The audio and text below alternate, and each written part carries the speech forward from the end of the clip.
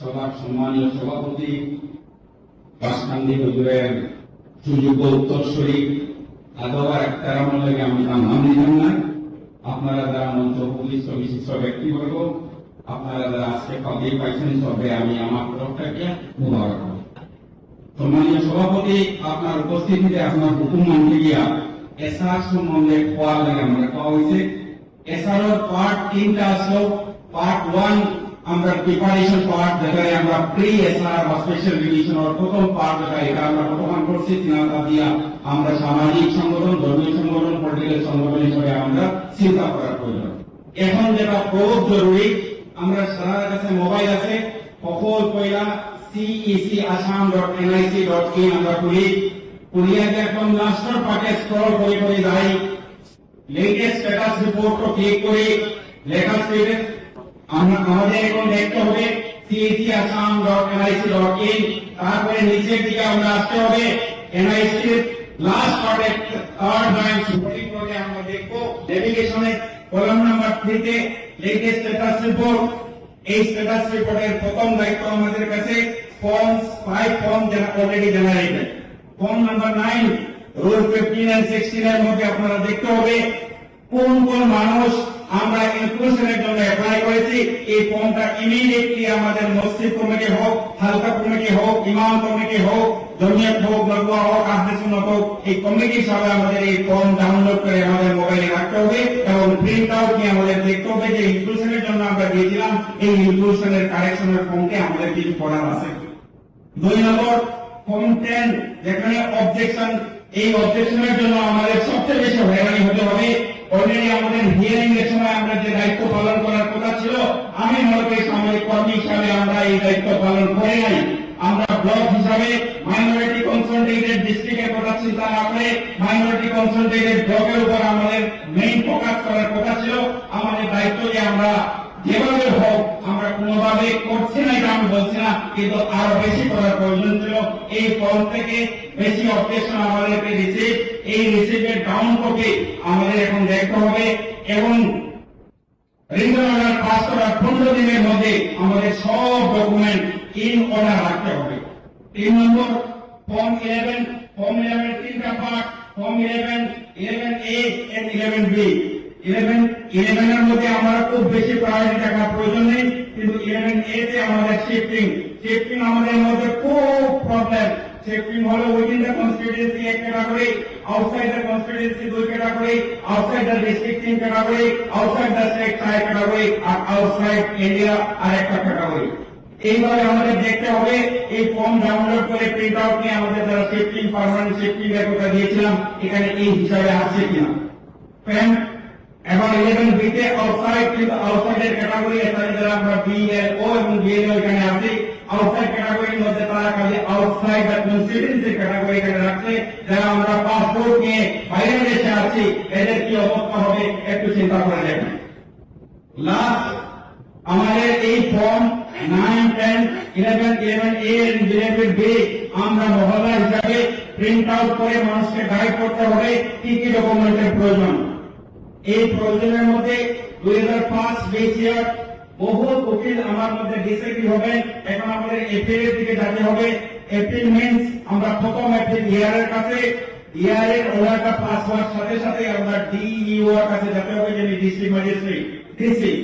Within 15 days, এই 15 days আমাদের কাছে ডকুমেন্ট কি কি ডকুমেন্টের প্রয়োজন। 2005 ডকুমেন্ট, এনআরসি ডকুমেন্ট নিয়ে এখনো দ্বিধা আছে, কিন্তু এনআরসি ডকুমেন্ট উইথ ফ্যামিলি আমাদের রাখতে হবে। আইডি প্রুফ, অ্যাড্রেস প্রুফ, আর নতুন যারা ভোটার কার্ড ঠিক আছে, কিন্তু ভোটার কাছে লগে আমাদের birth certificate mandatory. Birth certificate নিয়ে আমাদের মধ্যে বহুত প্রবলেম। একটা ডিমাপুর থেকে নেওয়া, একটা গৌহাটি থেকে নেওয়া, একটা শিলচর থেকে নেওয়া, যেটা আমরা ইনক্লুসের জন্য দিয়েছি। পাসপোর্টটি আমরা আইডেন্টিফাই করতে হবে, স্কুলের জন্য একটা আর এসআর এর জন্য আরেকটা চলবে। এখন আমাদের মধ্যে মাত্র 15 দিনের টাইম। এই 15 ডেজের মধ্যে আমাদেরকে ডকুমেন্ট রাখতে হবে। কার ডকুমেন্ট রাখার প্রয়োজন? বিশেষ করে মহিলাদের জন্য। কোন মহিলা যদি বিয়ার সূত্রে উনি শিফটেড হয়ে উইদিন দ্য কনস্টিটিউয়েন্সি চলে গেছেন, লিঙ্ক সার্টিফিকেট পত্রে আপনারা এই ডকুমেন্ট দিতে পারেন, পঞ্চায়েতের সার্টিফিকেট, কিন্তু ওষুধ সূত্র ছাড়া। আর 2 আপনার ভোটার আইডি, 3 স্কুলের ডকুমেন্ট, আর 4 2005 সাথে মা বা বাবার লিঙ্কের ডকুমেন্ট। এগুলা ইন অর্ডার যদি না রাখি আমরা আজকে থেকে মাত্র 14 দিনের টাইম, 10 তারিখে ফাইনাল ভোটার লিস্ট পাবলিশ হবে। এই ভোটার লিস্ট পাবলিশ হওয়ার সাথে সাথে মাত্র 15 reason political advocate district member গুলো আছেন, 15 দিনের টাইম। এই আমাদের সমাজের যে আমাদের এলোভা ভাব, এটা বহুত কম সময়। আজকে থেকে যারা আমরা এই ফর্ম 9, 10, 11 A and B আমরা ডাউনলোড করেছি, এজ এ প্রিপারেশন আমরা যদি ডকুমেন্ট তৈরি না করি, আমাদের 15 ডেজের এপিলিয়ার পিরিয়ডের পরে আমাদের আরেকটা এপিল থাকবে, এটা থাকবে সিইও আসামের কাছে, আর থার্ড থাকবে হাইকোর্টে যাওয়া। আমি আবার নির্দ্বিধায় বলতে পারি, আমাদের যদি লিগ্যাল স্ক্রুটিনি হয়, আমাদের মা বোনের নাম ভোটার লিস্টে রি-এন্ট্রি করা ফুল সিরাতের কাটার মতো হবে। সুতরাং এই সময়টায় আমরা এই সময় মানুষকে গাইড করার সময়, লিগেল গাইড করার সময় যদি সম্ভব হয় হালকা কমিটি হিসাবে জমিয়তের আন্ডারে হোক, এর হিসাবের নেতৃত্বে নিজের কমিটি দিয়ে হোক, আমরা মহল্লা কমিটি বানাই একজন বিজ্ঞ আইনজীবীর মাধ্যমে এই প্রিপারেশন যদি আমরা করতে পারি, মানুষকে লিগেল হিসাবে আমরা গাইড দিতে পারবো। সম্মানীয় সভাপতি, আপনার মাধ্যমে আমি এই বিশাল জনসভায় আরেকটা জিনিস এখানে এড করতে চাই। রিজন ওয়ার্ড পাস করার সাথে সাথে আমরা উকিলের আমাদের দায়িত্ব বাড়বে। একটা প্রসিজারের পার্ট আর একটা মেরিটের পার্ট। মেরিট কিন্তু ডকুমেন্ট ছাড়া হবে না। আপনারা যদি আমার কোটার পরে একটি নির্দেশ দিয়ে দেন, অ্যাডভাইসারি দিয়ে দেন, যে এরিয়াতে আমরা উকিল সমাজ আছি, একজনের সাথে আলোচনা করে এই ডকুমেন্ট গুলা যার ডিলিট হওয়ার সম্ভাবনা আছে যদি আমরা রেডি রাখি, ইনশাআল্লাহ আমরা ঘরের কোনো প্রয়োজন নাই, আমরা এই লিগেল ফাইটে আমরা ইনশাআল্লাহ কামিয়াব হব। সম্মানীয় সভাপতি, আপনার উপস্থিতিতে আমি এই বিশাল জনসমুদ্রের সামনে একটা একনলেজমেন্ট করতে চাই। এই একনলেজমেন্ট হল 2015 সালে যখন আপনার নেতৃত্বে মসজিদ, মাদ্রাসা, ঈদগাহ এবং মাদ্রাসাখানা বাসাও আমি এবং লোকমান্যবাবুর নেতৃত্বে আপনার কাছে লিখলাম।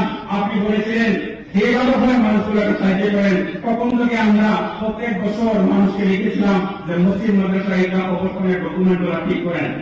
উম্মিদে এখানে খালিদ ভাই আছেন, আমরা উম্মিদে এখন পর্যন্ত 75% মানুষ আমরা রেজিস্টার করতে পারিনি। আরেকটা প্রবলেম হলো, যদি আমরা উম্মিদের দিকে যাই, নতুন মসজিদ, নতুন মাদ্রাসা, নতুন ঈদগাহ বানানোর আগে একটা অ্যাডভাইসারি দেওয়ার প্রয়োজন সময় এসে গেছে। কোন জায়গায় আমরা মসজিদ বানাবো, গভর্নমেন্টের জায়গায় মসজিদ বানালে কি হবে, পরবর্তী সময়ে বিল্ডিং পারমিশন কিভাবে নেব, মসজিদের অ্যাকাউন্ট কিভাবে হবে, কমিটি কিভাবে হবে। কারণ এই ওয়াকেফ অ্যাক্টে আমাদেরকে একটু লুপিং এর জায়গা রেখে দিয়েছে, কাকে আমরা অ্যাফোর্ড করব। যদি আমরা পাস মিস হয়ে গেছে, এরপরে আমি বলছি নতুন হিসাবে উন্নতির কথা চিন্তা না করে মসজিদ, মাদ্রাসা, ঈদগাহ কবরস্থানের জন্য নতুন ডকুমেন্ট চেক আপনার নেতৃত্বে 2015 সালে হয়েছিল। এই মুহিম, এই কারবাই, এই এক্সারসাইজ যদি আবার আমরা না শুরু করি, 2027 পরে আরেক বিপদ আসার সম্ভাবনা আছে। আর যদি মসজিদ কমিটি এখন থেকে হাই রাইজ বিল্ডিং এর পারমিশন না নেন, বিশেষ করে ন্যাশনাল হাইওয়ের সাথে সাথে যেগুলো বিল্ডিং আছে, অ্যাকাউন্ট যদি সুন্দরভাবে সুস্থভাবে না হয়, ম্যানেজমেন্ট কমিটির দায়বদ্ধতা সম্বন্ধে আপনারা আরেকবার লিগ্যাল কনসালটেশনের প্রয়োজনীয় সময় এসে গেছে। আমাকে এই সুযোগ করে দেওয়ার জন্য আমি সত্যিকার অর্থে আমি ব্লেসড। আমি আবারই আমি আপনার কাছে দোয়া চেয়ে আমি বিদায় নিচ্ছি। যদি কোনো এরপরেও আমি সাধারণ উকিল হিসাবে আপনার ব্যক্তিগত 17-18 জন উকিল এখানে কাজ করতেছেন, আমাদের কোন সাহায্যের প্রয়োজন হয়, আপনি হুকুম করেছিলেন রাষ্ট্রের মধ্যে একটা এক্সাম্পল শেয়ার হয়েছিল যে প্রথম জমিয়তুল উলামা হিন্দের এই শিলচরের কমিটি থেকে যে ইলাবোরেট মেমোরেন্ডাম দেওয়া হয়েছে, আমি দাওয়ার সাথে বলতে পারি এই ধরনের ডিটেইল মেমোরেন্ডাম ভুল হয় এক্সেপশনাল, এটা যদি কম্পেয়ার করা যায় এটা নাম্বার 1 হবে। সম্মানীয় সভাপতি, আপনি আমাকে এই সুযোগ করে দেওয়ার জন্য আপনার কাছে আমি আবারই ইনশাআল্লাহ এই পবিত্র মাটিতে বাসকান্দি বুঝের পা যে মাটিতে রেখেছিল, আপনি আমাকে ডেকে এনে সম্মান দিয়েছেন, সুযোগ দিয়েছেন, এটার জন্য আমার চিরঋণী থাকবো। জাযাকুমুল্লাহ খাইর।